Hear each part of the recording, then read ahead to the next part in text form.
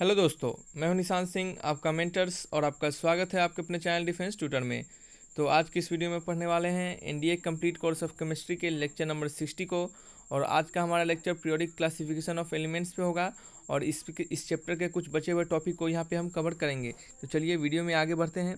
इससे पहले आपको ये बताना चाहते हैं कि प्लीज़ दोस्तों, अगर आप इस वीडियो से हमारे वीडियो से अगर कुछ सीखते हैं, यहाँ से कुछ सीख के जाते हैं, तो हमारे चैनल को लाइक कीजिएगा, हमारे वीडियो को लाइक कीजिएगा, चैनल को जरूर सब्सक्राइब कीजिएगा।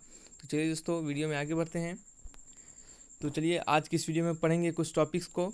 आज का टॉपिक्स होगा हमारा डी ब्लॉक एलिमेंट्स, और डी ब्लॉक एलिमेंट्स से रिलेटेड जो भी उनके प्रॉपर्टीज़ हैं उन सभी को यहाँ पे प्रॉपर्टीज़ को यहाँ पे हम कवर करने वाले हैं।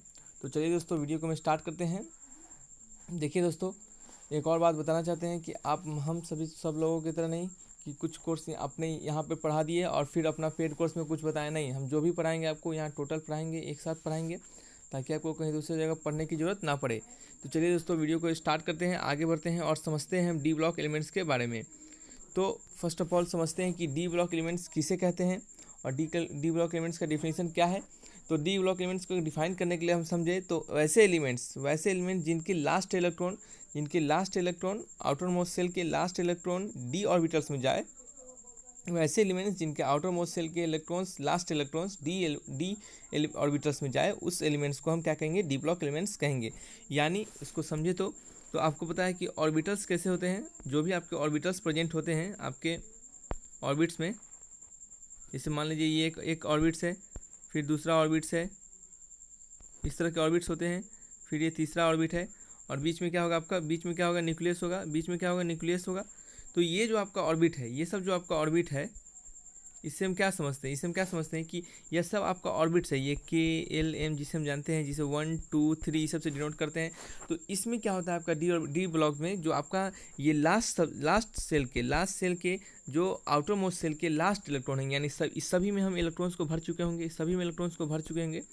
तो जो हमारा लास्ट इलेक्ट्रॉन बचेगा, मान लीजिए यही हमारा लास्ट इलेक्ट्रॉन है, और ये इलेक्ट्रॉन्स इस ऑर्बिट के डी ऑर्बिटल में अगर चला जाए, तो ये इस एलिमेंट को हम क्या कहेंगे, डी ब्लॉक एलिमेंट्स कहेंगे। ठीक है, तो यही इस बात में यहाँ पे डिफिनेशन में लिखा गया हुआ है। नेक्स्ट समझते हैं इसी में कि अगर इसको दूसरे तरीके से समझे कि हमारा लास्ट इलेक्ट्रॉन अगर n-1 एनर्जी लेवल में चला जाए, डी ब्लॉक एलिमेंट्स के n-1 एनर्जी लेवल में चला जाए, तब हम इसको क्या कहेंगे, डी ब्लॉक एलिमेंट्स कहेंगे। n-1 एनर्जी लेवल कहने का मतलब कि अगर आप इलेक्ट्रॉन्स को फिल कर रहे हैं, यानी ये आपका मान लीजिए इस तरह आपका एक और होगा, मान लीजिए यहाँ पे लास्ट इलेक्ट्रॉन फिल कर रहे हैं, तो ये आपका मान लीजिए 4th ऑर्बिट होगा। तो इस 4th ऑर्बिट में तो यहाँ पे तो हम 4 लिखेंगे, 4s1 या 1 से 2 कुछ भी, और 4 में से एक चला जाएगा, n-1 है एनर्जी लेवल, यानी 3d1 से 10। यानी कहने का मतलब जो आपका n सेल है, उससे अगर n-1 एनर्जी लेवल वाले सेल के डी ऑर्बिटल्स में आपका इलेक्ट्रॉन अगर चला जाए, तब भी हम कहेंगे कि आपका डी ब्लॉक एलिमेंट से वो एलिमेंट बिलोंग करता है। ठीक है, तो चलिए इसको समझते हैं। ये तो हमारा डिफिनीशन हो गया। अब हम इसको समझते हैं कि हम किन किन एलिमेंट्स को डी ब्लॉक एलिमेंट्स कहेंगे। इसको पहले से ऐसा करके डिफाइन कर दिया गया है कि ये सब एलिमेंट्स के last electron D block elements में जाते हैं, और कौन से वो सब एलिमेंट होते हैं, चलिए यहाँ पे देखते हैं। तो दे कंस्टिट्यूट्स ग्रुप 3 to 12, वो जो 3 से 12 के बीच वाले जितने भी ग्रुप्स होते हैं, ग्रुप्स कहने का मतलब जो वर्टिकल कॉलम्स है, ये सब वर्टिकल कॉलम्स, यहाँ पे आपको दिख रहा होगा, ये सब वर्टिकल कॉलम्स है। इन्हीं क्या कहते हैं, इन्हीं हम कहते हैं ग्रुप्स। तो ये सब जो आपके ग्रुप्स हैं, इनको हम ग्रुप्स कहते हैं। तो 3 से 12 वाले ग्रुप नंबर 3 से स्टार्ट करते हैं और जो 12 तक जाते हैं, यानी 3 नंबर ग्रुप से 12 नंबर ग्रुप तक के जितने भी एलिमेंट्स उसमें दिखे जाते हैं, वो सब क्या होते हैं आपके डी ब्लॉक एलिमेंट्स होते हैं। क्या होते हैं, डी ब्लॉक एलिमेंट्स।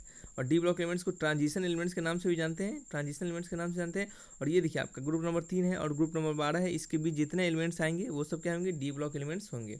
और डी ब्लॉक एलिमेंट्स को ट्रांजिशन एलिमेंट्स के नाम से जानते हैं। इस पॉइंट को याद रखिए, इससे आपके क्वेश्चंस बनते हैं आपके एग्जाम में। नेक्स्ट समझते हैं कि D block elements comprises of 3 series, यानी वो डी ब्लॉक एलिमेंट्स में बेसिकली 3 सीरीज ही होते हैं जो कि डी ब्लॉक एलिमेंट्स को रखते हैं। 3 सीरीज कहने का मतलब एक ये हो गया स्कैंडियम, ये ट्रियम और लेंथेनम से लेके। देखिए हम आपको बताते हैं कैसे 3 सीरीज होते हैं। देखिए फर्स्ट ट्रांजिशन सीरीज, पहले ट्रांजिशन सीरीज में Z=21 to Z=30, यानी Z=21 स्कैंडियम से लेके जिंक तक, कहाँ से कहाँ, स्कैंडियम से लेके जिंक तक के बीच में आते हैं, उसे हम उसको हम कहते हैं फर्स्ट ट्रांजिशन सीरीज। यानी एटॉमिक नंबर 21 से लेके एटॉमिक नंबर क्या है एटॉमिक नंबर 21 से लेके एटॉमिक नंबर 30 तक।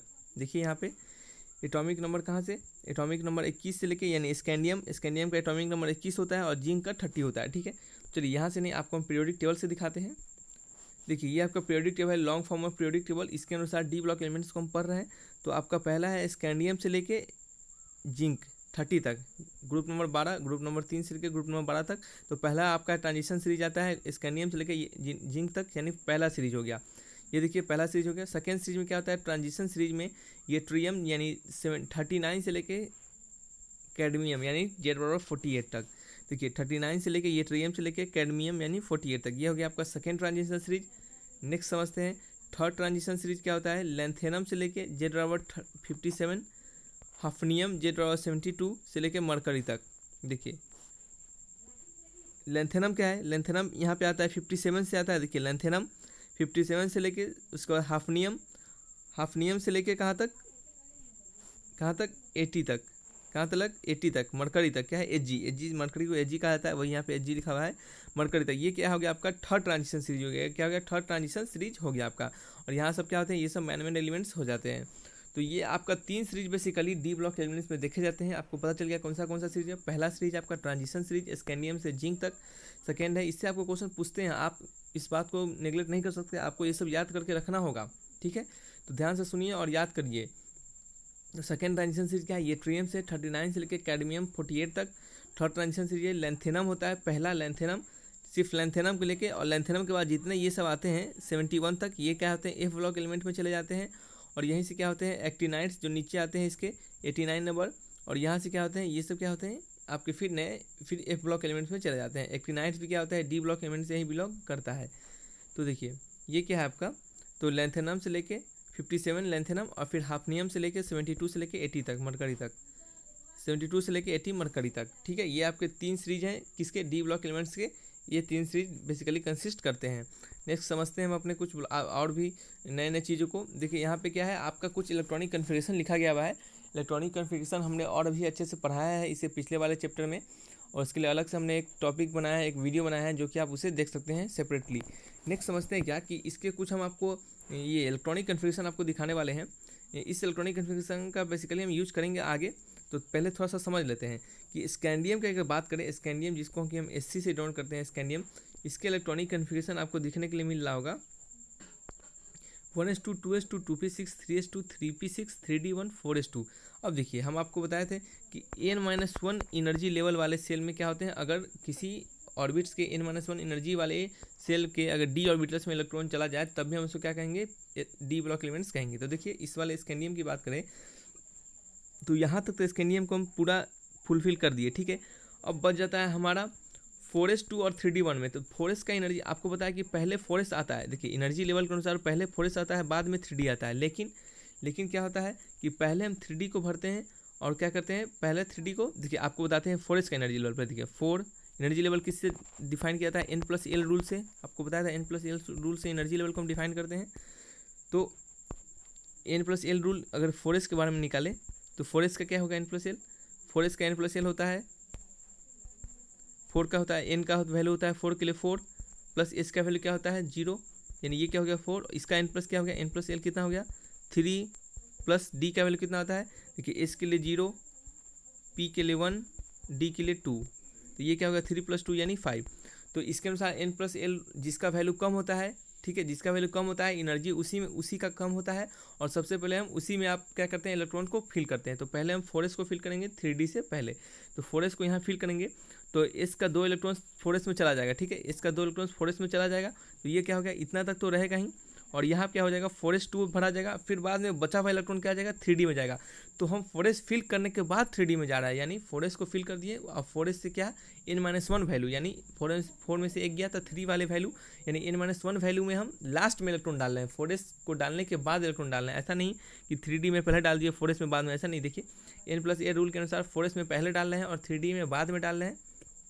तो हम यानी लास्ट वाले कहने का मतलब हमारा लास्ट इलेक्ट्रॉन तो 3d में जा रहा है, n-1 एनर्जी लेवल वाले में जा रहा है, n-1 एनर्जी लेवल के d ऑर्बिटल्स में जा रहे हैं। तो इसके लिए हमारा क्या है, डी ब्लॉक एलिमेंट्स का है, ये एलिमेंट्स डी ब्लॉक एलिमेंट से बिलोंग करता है। तो सिमिलरली यहाँ पे इसी तरह आपके क्या है, कुछ इलेक्ट्रॉनिक कन्फिगरेशन लिखे हुए हैं और ये 3D और 4S के कुछ आपको एक्सेप्शन यहाँ पे दिखेंगे, आपको कुछ एक्सेप्शन यहाँ दिख जाते हैं। तो ये एक्सेप्शन क्यों होते हैं, इन सभी चीज़ों को हमने अपने जब हमको इलेक्ट्रॉनिक कन्फिगरेशन पढ़ा रहे थे उन सभी में लेक्चर में कवर किया हुआ हूँ। आप वहाँ से जाके उससे देखिए, हम आपको रिकमेंड करेंगे कि वहाँ से ज़रूर देखिए, ताकि आपको एकदम अच्छे से क्लियर, एकदम क्रिस्टल क्लियर कंसेप्ट आपको वहाँ से समझ में आ जाए। तो चलिए नेक्स्ट समझते हैं। ये सब इलेक्ट्रॉनिक कन्फिगरेशन, इसी तरह बहुत सारे इलेक्ट्रॉनिक कन्फिगरेशन है। ये इलेक्ट्रॉनिक कन्फिगरेशन आपको बेसिकली ये हमें क्या समझाना था, N+L रूल को थोड़ा समझाना था और बताना था कैसे N-1 एनर्जी लेवल में इलेक्ट्रॉन चले जाते हैं। देखिए बेसिकली क्या होते हैं, बच्चे को रटवा दिया जाता है, हम नहीं चाहते कि रटने के लिए आपको, इसके लिए हम हमारे कंसेप्ट को क्लियर करना चाहते हैं। चलिए नेक्स्ट समझते हैं कि अब समझने वाले हैं कि properties of D block elements. D block elements के कुछ प्रॉपर्टीज़ को यहाँ कवर करने वाले हम कि डी ब्लॉक एलिमेंट्स से रिलेटेड क्या क्या प्रॉपर्टीज़ देखे जाते हैं। तो पहला प्रॉपर्टीज़ है डी ब्लॉक एलिमेंट्स है कि they are metal. D block elements basically metal होते हैं, ज़्यादातर वो मेटल ही होते हैं और जिनके हाई मेल्टिंग और बॉइलिंग पॉइंट्स होते हैं। क्या होते हैं, जिनके हाई मेल्टिंग और बॉइलिंग पॉइंट्स होते हैं। अब देखिए हाई मेल्टिंग पॉइंट्स और बॉइलिंग पॉइंट्स तो होते हैं, ठीक है, लेकिन इसका रीजन क्या होता है, क्योंकि उनके बीच में जो मेटेलिक बॉन्ड्स प्रेजेंट होता है। देखिए किसी भी एटम्स के बीच में अलग अलग टाइप्स ऑफ बॉन्ड प्रेजेंट होते हैं, ionic bond, metallic bond, covalent bond, अलग अलग टाइप्स ऑफ कंपाउंड और एलिमेंट्स जो होते हैं उन सभी के बीच क्या होते हैं, अलग अलग टाइप्स ऑफ बॉन्ड प्रेजेंट होते हैं, ठीक है। तो ये जो आपको मेटल्स के बीच मेटेलिक बॉन्ड प्रेजेंट होते हैं, तो मेटेलिक बॉन्ड जो प्रेजेंट होते हैं आपके डी ब्लॉक एलिमेंट्स के, वो बहुत ही स्ट्रांग होते हैं। क्या होते हैं, बहुत ही स्ट्रांग होते हैं, जिसके कारण क्या होता है, उनका मेल्टिंग पॉइंट और बॉइलिंग पॉइंट क्या होते हैं, बहुत हाई हो जाता है। लेकिन वहीं पर अगर हम इस ब्लॉक की बात करें तो इस ब्लॉक में भी बेसिकली मेटल्स ही होते हैं, लेकिन उनके वीक मेटेलिक बॉन्ड होने के कारण उनके मेल्टिंग पॉइंट और बॉइलिंग पॉइंट क्या होते हैं, लो होते हैं। वहीं पे इससे आपको ऑप्शन पूछे जाते हैं MCQ बना के कि किनके मेटेलिक बॉन्ड और मेटेलिक बॉन्ड बोल रहे हैं, हाँ ठीक है, एक ये भी क्वेश्चन हो सकता है कि किनके मेटेलिक बॉन्ड स्ट्रांग होते हैं, डी ब्लॉक एलिमेंट के, पी ब्लॉक एलिमेंट के, एस ब्लॉक एलिमेंट के, तो आप क्या लगेगा, डी ब्लॉक एलिमेंट के। वहीं पे आप पूछ दिया जाए कि in between S block and D block element which one have higher melting point और बॉइलिंग पॉइंट, तो आप क्या लगाइएगा, D block elements have higher melting point और बॉइलिंग पॉइंट। इसका रीजन क्या है, due to strong metallic bond, ठीक है। नेक्स्ट समझते हैं, ये आपका फर्स्ट पॉइंट हो गया। नेक्स्ट समझते हैं कि they are good conductor of heat and electricity due to free electrons. कहने का मतलब और मोबाइल इलेक्ट्रॉन्स, यानी जो आपके डी ब्लॉक एलिमेंट्स होते हैं वो मेटल होते हैं और उनके क्या होते हैं, वो क्या होते हैं, गुड कंडक्टर होते हैं, हीट और इलेक्ट्रिसिटी के गुड कंडक्टर होते हैं। और जिसके कारण क्या होते हैं, और क्यों गुड कंडक्टर होते हैं, क्योंकि उनके पास फ्री इलेक्ट्रॉन्स होता है, एक सिंगल इलेक्ट्रॉन्स होता है उनके पास, फ्री इलेक्ट्रॉन्स होता है, बहुत सारे फ्री इलेक्ट्रॉन्स होते हैं उनके पास, क्या होते हैं। और ये फ्री इलेक्ट्रॉन्स को हम ये इलेक्ट्रॉन्स यानी इलेक्ट्रॉन्स को हम दर्शा रहे हैं ये फ्री इलेक्ट्रॉन्स के अनुसार। तो ये क्या होते हैं, बहुत सारे इलेक्ट्रॉन्स उसके अंदर फ्री इलेक्ट्रॉन्स प्रेजेंट होते हैं, जिसके कारण क्या होते हैं, वो गुड कंडक्टर होते हैं। और फ्री इलेक्ट्रॉन्स का कारण क्या होता है गुड कंडक्टर के लिए, कि फ्री इलेक्ट्रॉन्स अगर होंगे तो आपको पता है कि बेसिकली करंट को कंस्टिट्यूट करने में इलेक्ट्रॉन्स का ही क्या होता है, मेन रोल होता है। तो इलेक्ट्रॉन्स मूव करते हैं तभी तो इलेक्ट्रिसिटी जनरेट होते हैं। तो फ्री इलेक्ट्रॉन्स प्रेजेंट होंगे तभी इलेक्ट्रॉन्स मूव करेंगे, इसके कारण क्या होगा, इलेक्ट्रिसिटी जनरेट होगा और वो क्या हो जाएगा, गुड कंडक्टर हो जाएगा। नेक्स्ट समझते हैं कि अगर गुड कंडक्टर तो होते हैं तो बहुत सारे एलिमेंट्स हैं डी ब्लॉक एलिमेंट्स में, लेकिन जो सिल्वर होते हैं इन सभी में से सिल्वर जो आपके होते हैं, सिल्वर जो होते हैं वो क्या होते हैं, सबसे बेस्ट होते हैं गुड कंडक्टर। सबसे बेस्ट क्या होते हैं, गुड कंडक्टर। सिल्वर आपके सबसे बेस्ट गुड कंडक्टर देखे जाते हैं, ठीक है। Silver is the best good conductor होते हैं। वहीं पर अगर हम बात करें अगर हम कि लीड के बारे में, तो लीड जो क्या होते हैं वो पुअरेस्ट कंडक्टर ऑफ हीट होते हैं। क्या होते हैं, पुअरेस्ट कंडक्टर होते हैं। अब याद कीजिए सिल्वर क्या होते हैं, गुड कंडक्टर होते हैं। ये सब पॉइंट आपको एग्जाम में पूछते हैं, ठीक है। सिल्वर क्या होते हैं, गुड कंडक्टर होते हैं। और लीड क्या होते हैं, वो आपके बैड कंडक्टर बोल रहे हैं, पुअरेस्ट कंडक्टर, यानी उनके कंडक्टिविटी कम होते हैं, पुअरेस्ट कंडक्टर होते हैं। नेक्स्ट क्या है कि density of D block elements is very high as compare to S block element. देखिए density of D block elements के जो डेंसिटी होते हैं, डी ब्लॉक एलिमेंट्स को जो डेंसिटी होते हैं वो क्या होते हैं, डेंसिटी बहुत हाई होते हैं किससे, एस ब्लॉक एलिमेंट से। क्योंकि क्या होते हैं, उनके बीच जो मेटेलिक बॉन्ड होते हैं वो बहुत क्या होते हैं, सॉरी दोस्तों अलार्म बजने लगा। डी ब्लॉक एलिमेंट्स के क्या होते हैं, एलिमेंट्स क्या होते हैं वेरी हाई होते हैं। उनके डेंसिटी क्या होते हैं, वेरी हाई होते हैं। क्योंकि उनके जो बीच के जो मेटेलिक बॉन्ड होते हैं वो बहुत ही क्या होते हैं, हाई मेटेलिक बॉन्ड इसके बीच में प्रेजेंट होते हैं। और वो क्या होते हैं, उनका कम्पैक्ट स्ट्रक्चर हो जाता है। इसके कारण उनका क्या हो जाता है, डेंसिटी क्या हो जाता है, बढ़ जाता है। क्या होता है, डेंसिटी उनका हाई हो जाता है। नेक्स्ट समझते हैं कि almost all of them show variable valency and exist in several oxidation state in their compound. यानी डी ब्लॉक एलिमेंट्स जो होते हैं उनके वेरिएबल वैलेंसी होते हैं। डी ब्लॉक एलिमेंट्स के अधिकतर एलिमेंट्स के जो वैलेंसीज होते हैं देखे जाते हैं कि वो वेरिएबल होते हैं, यानी अलग अलग टाइप्स ऑफ वैलेंसीज को शो करते हैं। ऐसा क्यों होता है, ये आपको याद रखना है कि उनके वेरिएबल वैलेंसीज होते हैं डी ब्लॉक एलिमेंट्स के, और इसका रीजन होता है कि जो आपके n-1 एनर्जी लेवल होते हैं, n-1 एनर्जी लेवल कहा जा रहा है कि ट्रांजिशन एलिमेंट्स है वेरिएबल ऑक्सीडेशन स्टेट, उनके वेरिएबल ऑक्सीडेशन स्टेट तो होते हैं due to very small energy differences between n-1d and ns subshell electron from the both subshell take part in bonding. यानी जो उनके एनर्जी लेवल होते हैं n-1d और ns के बीच, इनके बीच का जो एनर्जी लेवल होता है, देखिए एनर्जी लेवल होगा, यानी देखिए n-1d यानी 3d, मान लें अगर 4 इसको लेते हैं 4s और इसको 3d लेते हैं तो इसका तो 5 हो जाता है n+l, और इसका क्या होता है 4 हो जाता है। ठीक है, तो आपको पता है कि जिनके कम है उनकी एनर्जी भी कम है, तो ये क्या हो गया, इनका एनर्जी ज़्यादा हो गया, ऊपर 3d का एनर्जी ज़्यादा हो गया किसके 4s के अनुसार, तो ये इसका एनर्जी लेवल हो गया। लेकिन इनके बीच का जो गैप होता है डेल्टा ई, इनके बीच का एनर्जी जो गैप होता है वो क्या होता है, बहुत ही कम होता है। क्या होता है, बहुत ही कम होता है, मार्क नहीं चल रहा है। डेल्टा ई जो होता है क्या होता है, बहुत ही कम होता है, जिसके कारण क्या होता है आपका कि एनर्जी गैप बीच कम होने के कारण इलेक्ट्रॉन्स जो होते हैं वो इजीली ट्रांसफ़र हो जाते हैं। इलेक्ट्रॉन्स जो क्या होते हैं इजीली निकल जाते हैं, जिसके कारण क्या होता है कि आपका लास्ट आउटर मोस्ट सेल यानी 3d का जो लास्ट में जो इलेक्ट्रॉन हम भरते हैं डी ब्लॉक एलिमेंट्स के, जो 3d में जो सबसे लास्ट में इलेक्ट्रॉन भरते हैं वो तो बॉन्डिंग में पार्टिसिपेट करते ही हैं, साथ में क्या होते हैं 4s के इलेक्ट्रॉन भी बॉन्डिंग में पार्टिसिपेट कर जाते हैं, क्योंकि क्या होता है लगभग उनके सिमिलर एनर्जी होने के कारण, सिमिलर एनर्जी होगा तो 3d से इलेक्ट्रॉन निकलेगा ही निकलेगा, और साथ ही साथ क्या होगा 4s से भी इलेक्ट्रॉन निकल जाएगा, जिसके कारण क्या होता है उनके अलग अलग टाइप्स ऑफ, जितना ज़्यादा इलेक्ट्रॉन निकल जाएगा उतना ज़्यादा अलग अलग वैलेंसी को शो कर देंगे। इसके कारण उनका जो क्या होता है बहुत सारे ऑक्सीडेशन स्टेट को वो शो करते हैं। कुछ ऑक्सीडेशन स्टेट यहाँ पे आपको कवर किया गया है, बताया गया है। जैसे स्कैंडियम की बात करें तो स्कैंडियम सिर्फ +3 ऑक्सीडेशन स्टेट शो करते हैं। स्कैंडियम क्या होते हैं +3 ऑक्सीडेशन स्टेट शो करते हैं। अब देखिए स्कैंडियम की अगर हम आपको इलेक्ट्रॉनिक कन्फिगरेशन की बात करें, तो स्कैंडियम का देखिए क्या होता है, लास्ट 3d में 1 है और 4s में क्या है 2 है, तो एक 1 निकल सकता है इसमें से और इसमें से 2 निकल सकता है, तो बेसिकली क्या हो गया +3 इलेक्ट्रॉन्स इसमें से बाहर आ सकते हैं।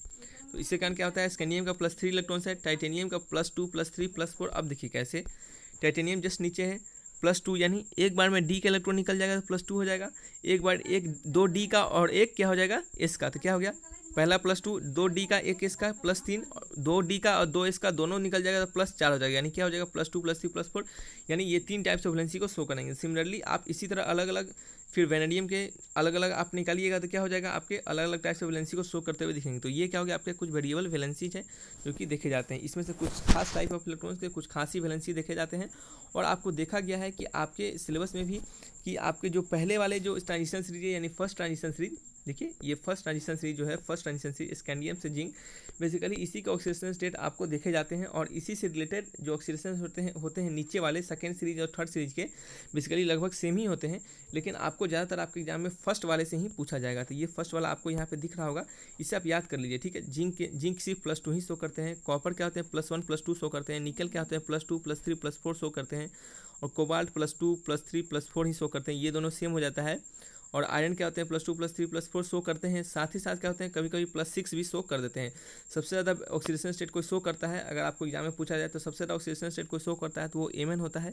क्या होता है Mn होता है magnesium, scandium, titanium, वेरियम, chromium, manganese क्या होता है सबसे ज़्यादा ऑक्सीडेशन स्टेट को शो करता है +2 से +7 तक, फिर कॉपर +2 से +6 तक, वेनेडियम +2 से +5 तक, और टाइटेनियम +2 से +4 तक, और स्कैंडियम +3 को ही शो करते हैं। तो ये सब आप याद कर सकते हैं, ठीक है, ये सब याद करके रखिए, आपको एग्जाम में काम आएंगे।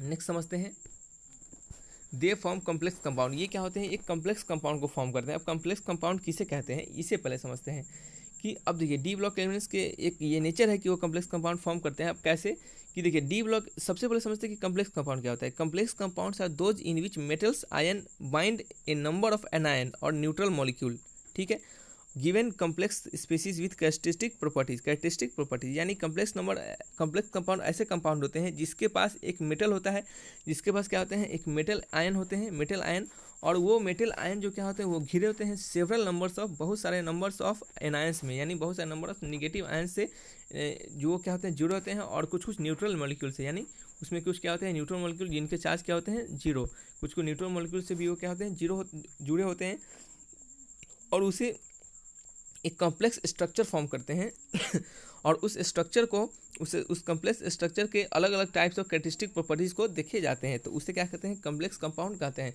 हम कुछ कॉम्प्लेक्स कंपाउंड अपने जब लास्ट चैप्टर हम इस सीरीज़ के इस पूरे कंप्लीट केमिस्ट्री के कोर्स को हम जब लास्ट चैप्टर पढ़ेंगे उसमें बहुत सारे आपको अलग अलग वेराइटीज़ ऑफ कंपाउंड्स को बताएंगे, उसमें कुछ कॉम्प्लेक्स कंपाउंड्स को भी हम पढ़ाएंगे, ठीक है।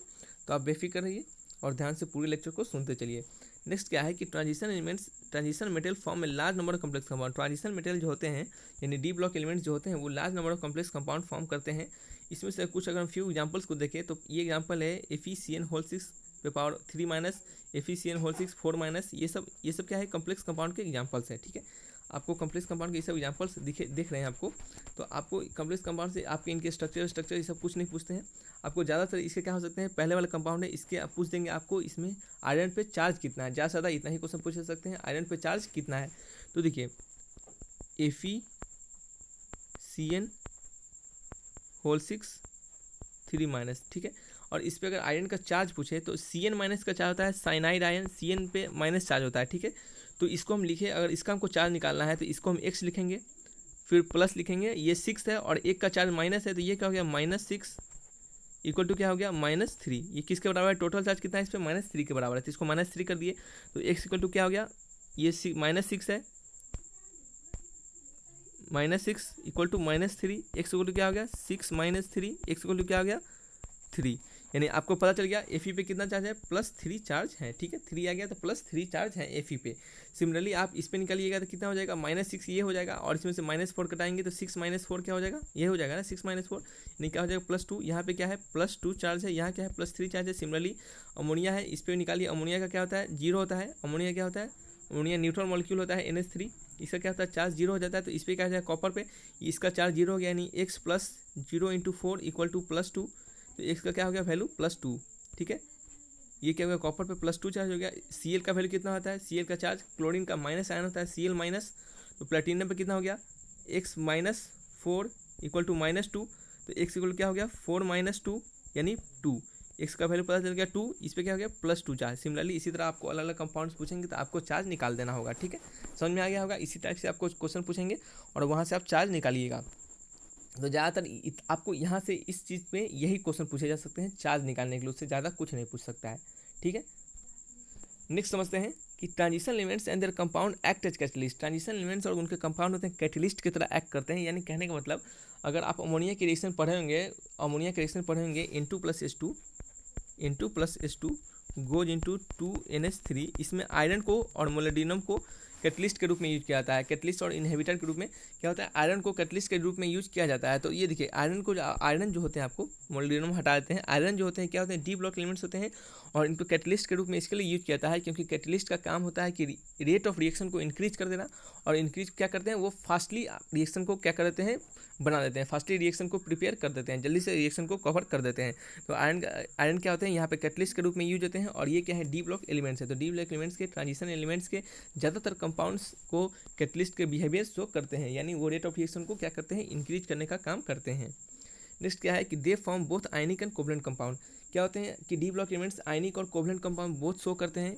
आपको कॉम्प्लेक्स कंपाउंड जो हम दिखाएं डी ब्लॉक एलिमेंट्स का, इस सिचुएशन में क्या करते हैं, वो कॉम्प्लेक्स कंपाउंड क्या कर रहे हैं, वो क्या कर रहे हैं, कोवलेंट कंपाउंड्स को शो कर रहे हैं और क्या करते हैं, और आयनिक कंपाउंड मेटल होने के कारण क्या करते हैं, वो आयनिक कंपाउंड को भी शो करते हैं, ठीक है। मेटल होने के कारण क्या करते हैं, वो आयनिक कंपाउंड्स को भी शो करते हैं, जिसके कारण हम कह सकते हैं कि डी ब्लॉक एलिमेंट्स बोथ आयनिक और कोवलेंट कंपाउंड को शो करते हैं।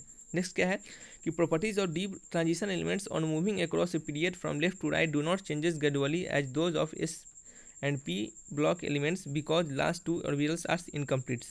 देखिए कैसे, कहने का मतलब है आप इसको सिंपली अगर समझे, इससे ज़्यादा ना समझे, ज़्यादा समझाएंगे तो आप इससे हो सकता है कंफ्यूज हो जाइएगा।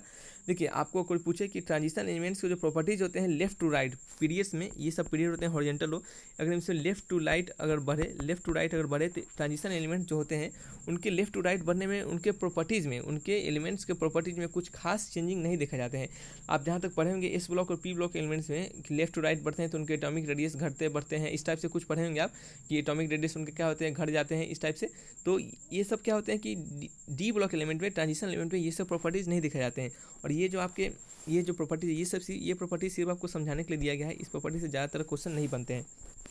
आपको ऊपर प्रॉपर्टी है, ये सब प्रॉपर्टीज़ है, इन सभी प्रॉपर्टी से आपको क्वेश्चन आपको ज़्यादातर बनते हैं।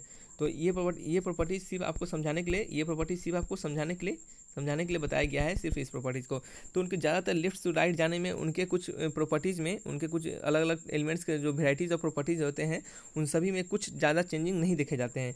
लेकिन क्यों नहीं चेंजिंग देखे जाते हैं? क्योंकि उनके जो ऑर्बिटल्स हैं, लास्ट ऑर्बिटल्स के, यानी उनके कुछ 2 ऑर्बिटल्स जो होते हैं उनके इनकम्प्लीट हो जाते हैं। क्या कहने का मतलब, उनके लास्ट, जैसे देखिए ये जो सब हुए आपके इनके ऑर्बिट हुए, इन ऑर्बिट में जो क्या होंगे, ऑर्बिटल्स होंगे sp_d। तो इनके कुछ क्या होते हैं, लास्ट ऑर्बिटल्स क्या होते हैं, फुलफिल नहीं होते हैं, क्या कि इनकम्प्लीट रह जाते हैं। क्या होते हैं, इनकम्प्लीट रह जाते हैं। जैसे इनके f सेल वाले ऑर्बिटल्स हैं, इनके कुछ d के हैं, क्या होते हैं, d ऑर्बिटल्स हैं, f के ऑर्बिटल्स क्या होते हैं, इनकम्प्लीट रह जाते हैं, यानी पूरा कवर नहीं हो पाते हैं। इसके कारण क्या होता है, उनके जो प्रॉपर्टीज़ में अलग अलग टाइप्स ऑफ प्रॉपर्टीज, मतलब कुछ खास एक ट्रेंडिंग, मतलब कहने का मतलब कुछ खास एक रेगुलर इंटरवल में कुछ शो नहीं कर पाते, यानी अलग अलग वैराइटीज ऑफ प्रॉपर्टीज़ को वो शो कर देते हैं। कहने का मतलब एक खास बिहेवियर में, यानी कुछ एक खास लाइन में नहीं फॉलो करते हैं, यानी वेरिएबल उनके प्रॉपर्टीज़ हो जाते हैं। कुछ एक टाइप ऑफ ट्रेंडिंग को शो नहीं करते, एक टाइप ऑफ ट्रेंड को शो नहीं कर पाते हैं। ठीक है, इसके कारण क्या होता है, फ्रॉम लेफ्ट टू राइट में हम उनके ज़्यादा प्रॉपर्टीज़ को नहीं पढ़ते हैं, क्योंकि उनके कुछ खास चेंजिंग होते ही नहीं है। ठीक है, इसी कारण हम उसे नहीं पढ़ते। ये सिर्फ आपको समझने के लिए प्रॉपर्टीज़ बताया गया था। नेक्स्ट क्या है कि most of these ion contain unpair electrons. उनके कुछ आयन जो होते हैं वो अनपेयर इलेक्ट्रॉन कंसिस्ट करते हैं। अनपेयर इलेक्ट्रॉन्स यानी जिनके इलेक्ट्रॉन्स पेयर में प्रेजेंट नहीं होते। क्या होते हैं, अनपेयर इलेक्ट्रॉन्स कंसिस्ट करते हैं। एक सेकेंड दोस्तों, उनके क्या करते हैं, अनपेयर इलेक्ट्रॉन्स को कंसिस्ट करते हैं, और जिसके कारण क्या होते हैं, वो पैरामैग्नेटिक हो जाते हैं। क्या होते हैं, पैरामैग्नेटिक हो जाते हैं। और पैरामैग्नेटिक होने के कारण क्या होते हैं, सॉरी दोस्तों, पैरामैग्नेटिक हो जाते हैं। और पैरामैग्नेटिक और डायमैग्नेटिक क्या होता है, ठीक है, सबसे पहले समझते हैं। और एक और बात यहाँ पे समझते हैं कि most of these ions contain unpaired, वो अनपेयर्ड इलेक्ट्रॉन्स कंसिस्ट करते हैं, जिसके कारण क्या होते हैं, वो पैरामैग्नेटिक हो जाते हैं। और क्या होते हैं, कलर्ड हो जाते हैं। और कलर्ड क्यों होते हैं, क्योंकि उनके बीच डी ट्रांजिशन होते हैं। अब डी ट्रांजिशन क्या होते हैं और कैसे कलर्ड हो जाते हैं वो आपको हम बताएंगे। उससे पहले हम समझते हैं कि पैरामैग्नेटिक और डायमैग्नेटिक क्या होते हैं। उनके बहुत सारे इलेक्ट्रॉन्स अनपेयर होने के कारण, अनपेयर इलेक्ट्रॉन होने के कारण वो पैरामैग्नेटिक होते हैं। तो चलिए समझते हैं पैरामैग्नेटिक और डायमैग्नेटिक को। ये सब हम चीज़ पहले ही बता चुके हैं, पैरामैग्नेटिक और डायमैग्नेटिक, लेकिन फिर भी आपको यहाँ पे हम कवर करते हैं ताकि ये पॉइंट्स आपको क्लियर हो सके। तो पैरामैग्नेटिक उस इलेक्ट्रॉन को कहते हैं, वैसे इलेक्ट्रॉन्स जिनके क्या पास हो अनपेयर इलेक्ट्रॉन्स, वैसे एटम जिनके पास क्या हो अनपेयर इलेक्ट्रॉन, यानी सिंगल इलेक्ट्रॉन हो, उसको क्या कहते हैं, पैरामैग्नेटिक कहते हैं। और पैरामैग्नेटिक का एक और प्रॉपर्टी होता है, क्या होता है, पैरामैग्नेटिक्स, ये आपके एग्जाम में पूछे जाते हैं कि paramagnetic atoms attract towards magnet. Paramagnetic atom क्या होते हैं, अट्रैक्ट होते हैं मैग्नेट के टुवर्ड्स। इस पॉइंट को याद रखिए, बहुत इंपॉर्टेंट पॉइंट्स है कि पैरामैग्नेटिक जो होते हैं, पैरामैग्नेटिक एटम्स क्या होते हैं, अट्रैक्ट होते हैं मैग्नेट के टुवर्ड्स। और डायमैग्नेटिक की बात करें तो जिनके पास क्या हो, पेयर इलेक्ट्रॉन हो, यानी 2 इलेक्ट्रॉन्स प्रेजेंट हो, इनके पास क्या हो, पेयर इलेक्ट्रॉन हो, उन्हें क्या कहते हैं, यानी डाया मतलब 2, पैरा मतलब यहाँ पे सिंगल हो जाता है, सिंगल इलेक्ट्रॉन्स, डाया मतलब डाया यानी 2, ये क्या हो गया आपके डायमैग्नेटिक हो गए, 2 इलेक्ट्रॉन्स वाले। और ये क्या होते हैं, पेयर इलेक्ट्रॉन होते हैं, और इनका क्या होते हैं, मैग्नेट के टुवर्ड्स क्या करते हैं, रिपेल होते हैं। ये क्या होते हैं, अट्रैक्ट होते हैं। ठीक है, ये क्या होते हैं, रिपेल करते हैं, ये क्या होते हैं, अट्रैक्ट करते हैं। ठीक है, तो चलिए आपको समझाते हैं कुछ एग्जाम्पल, देखिए कि किनको पैरामैग्नेटिक और डायमैग्नेटिक कहेंगे। अगर हम वहीं पर बात करें स्कैंडियम की, ठीक है, स्कैंडियम की बात करें तो स्कैंडियम का इलेक्ट्रॉनिक कन्फिगरेशन आपको यहाँ पे दिख रहा होगा। इसको छोड़ दीजिए, ये तो सभी में प्रेजेंट है, तो इसको हम क्या करेंगे, हटा देंगे।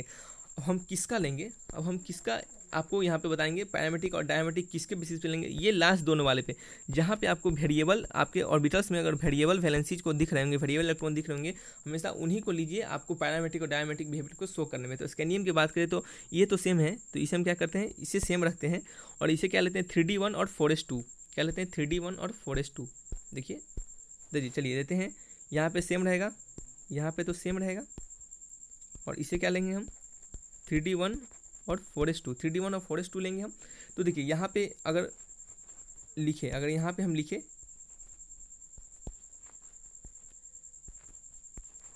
1 2 3 4 5, देखिए ये हो गया आपका डी वाले के लिए, और ये क्या हो गया आपके एस वाले के लिए। एस वाले में एक ही बॉक्स होते हैं, यानी एक ही ऑर्बिटल्स होते हैं, और डी वाले में क्या होते हैं, 5 होते हैं। और जैसे एस वाले में होते हैं 3, पी वाले में क्या होते हैं, 3 होते हैं, कौन p x, p y, p Z.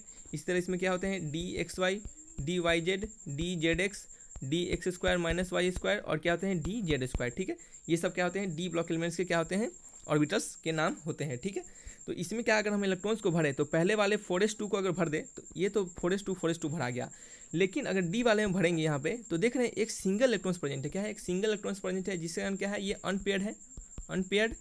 और अनपेयर्ड इलेक्ट्रॉन्स को क्या कहते हैं, पैरामैग्नेटिक। समझ में आ गया होगा आपको। अगर आपको एक और एग्जांपल देके समझाएं, स्कैंडियम समझा दिया आपको। इसी तरह टाइटेनियम की बात करें तो ये तो सेम रहेगा, और टाइटेनियम का इलेक्ट्रॉनिक कन्फिगरेशन चलिए यहाँ से देख लेते हैं हम, क्या है 3d2 ओके, 3d2 अब आपको दिख रहा होगा 3d2 इस वाले के लिए बनाए, डी वाले के लिए बनाएंगे 1 2 3 4 5, 3d वाले के लिए हो गया। आपको देखिए 4s2 भर दिए, ठीक है, ये तो पेयर्ड हो गया।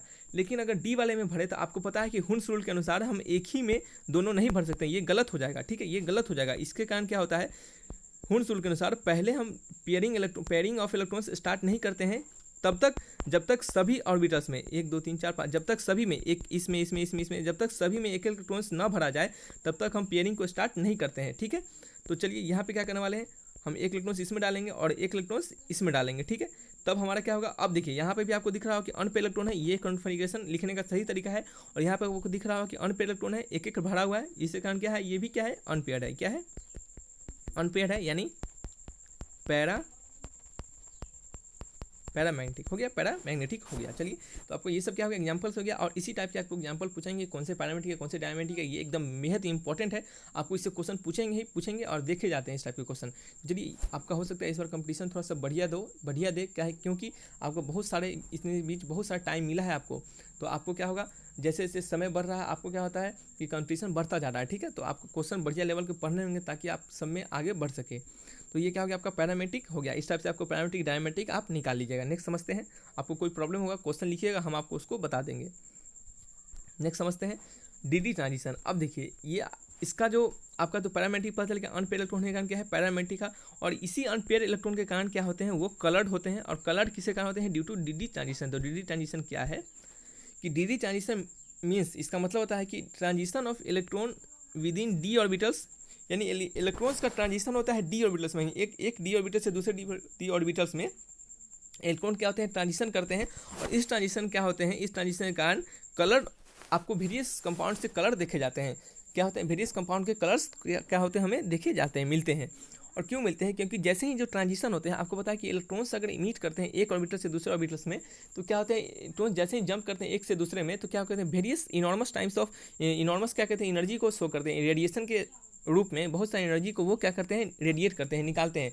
जिसके कारण क्या होता है, एनर्जी निकालने के कारण क्या होता है कि जो आपका जो रेडिएशन निकलता है, इलेक्ट्रोमैग्नेटिक वेव निकलता है, वो क्या होता है, वो विजुअल रीजन के अंदर आ जाता है। क्या होता है, वो जो रेज निकलता है वो विजुअल रीजन के अंदर आ जाता है, विजुअल रीजन के अंदर आ जाता है। और इस विजुअल रीजन आने के कारण, इस विजुअल रीजन के अंदर के आने के कारण वो हमें दिख जाता है, क्योंकि हमें वही चीज़ दिखता है जो विजुअल रेंज के अंदर होता है। ये क्या होता है, विजुअल रेंज के अंदर होता है। तो ये जो आपका यहाँ पे इलेक्ट्रॉन का ट्रांसफरिंग होता है, तो ये जो आपका डी ऑर्बिटल्स में जो ट्रांसफरिंग होता है इलेक्ट्रॉन्स का, तो इलेक्ट्रॉन्स जो एनर्जी रेडिएट करते हैं वो विजुअल रीजन के अंदर क्या करते हैं, इलेक्ट्रोमैग्नेटिक वेव को रेडिएट करते हैं, जिसके कारण हमें दिख जाता है।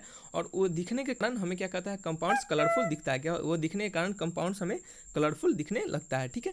तो यही रीजन होता है। और अनपेयर इलेक्ट्रॉन होने के कारण कलर्ड कंपाउंड हमें दिखता है, क्योंकि डी ट्रांजिशन के कारण। और डी ट्रांजिशन में क्या होता है कि एनर्जी इमिट होता है रेडिएशन के फॉर्म में, और वो जो रेडिएशन निकलता है वो विजुअल रीजन के अंदर आ जाता है, जिसके कारण क्या होता है, कंपाउंड हमें कलर्ड दिखने लगते हैं।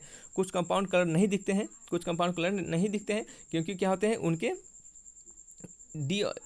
फुलफिल कन्फिगरेशन होने के कारण वो इलेक्ट्रॉन्स को क्या करते हैं, रेडिएट ही नहीं करते हैं, निकालने ही नहीं देते हैं। जिसके जो अनस्टेबल होगा वही तो इलेक्ट्रॉन्स को निकालेगा या फिर लेगा। तो इसके कारण क्या होते हैं, वो इलेक्ट्रॉन्स को निकलने ही नहीं देते हैं, जिसके कारण क्या होता है, उनका कलर नहीं शो करते हैं। लेकिन ज़्यादातर अनपेयर इलेक्ट्रॉन होने के कारण, ज़्यादातर पैरामैग्नेटिक होने के कारण, आपको इसी से पूछेगा, एक्सेप्शन जल्दी नहीं पूछेगा।